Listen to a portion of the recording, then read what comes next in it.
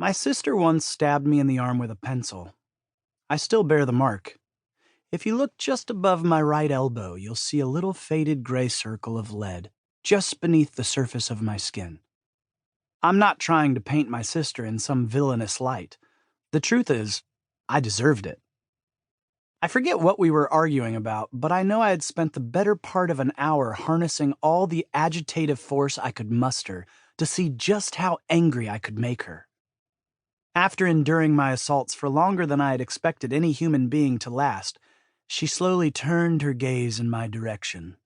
With one glance at the wild look in her eye, I recoiled. She made two moves simultaneously. In a flash, she grabbed her mechanical pencil and lunged at me with all her might. I shot away from the table and was able to elude her reach for 4 or 5 sprints around the kitchen.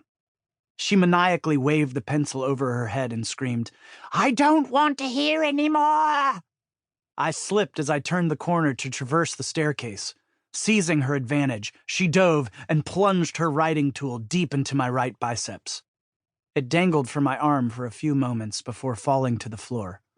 I turned white with shock and finally yelled, "You stabbed me! I can't believe you just stabbed me!" She did not respond immediately.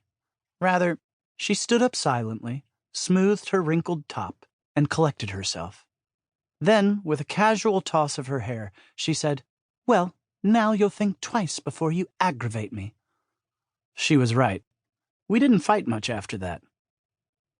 I understand not everyone has lead buried in their upper arm from a childhood grievance, but I do know we all carry scars from the disagreements we've encountered throughout our lives. Anecdotal evidence suggests we could all use a couple of lessons on how to handle confrontation. How do I know? Well, everyone who's heard me explain the premise of this book has chuckled and said, "Oh yeah, I'd like to read a book on that. I think the world could use a little more grace right now." While maybe some were just being kind, thanks, Mom, I think most meant it. The world could always use a bit more mercy. What if we learned to lean in instead of lunge at one another? You just proved it, too. The fact you're listening to this likely means you've had fights of your own. You wouldn't listen to a book on the subject if you didn't sense your need for it. Let me encourage you.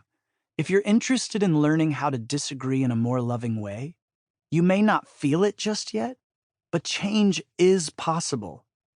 You proved it by starting this book. Great job. You're already on your way. In the following, I hope I can help you find a way to lay your pencils down and learn a more elegant way to disagree. Here's the hardest part. Before we do anything else, we must learn the art of making room by leaning in. If we are to love in the gray spaces, the places where our arguments find justified footing on either side, curiosity and kindness must lead the way. Our desire to be heard must not overpower our need to hear what others are saying. Our desire to be understood must not overshadow our need to understand others. But how on earth do we do that? When you feel unheard in an argument, it feels excruciating to shut up and listen. How do you lean in when the other party is already lunging?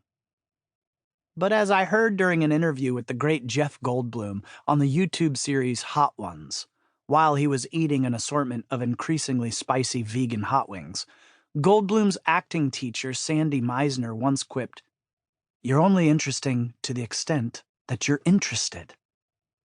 That might not make sense, so let me unpack it. I think the world would be a better place if we were all a little more like Jeff Goldblum's acting teacher. By that, I mean that when someone is sitting across the aisle from me and they're showing no signs of caring about my perspective, I want to learn to lean in with curiosity rather than demand they pay attention to the brilliance of my argument.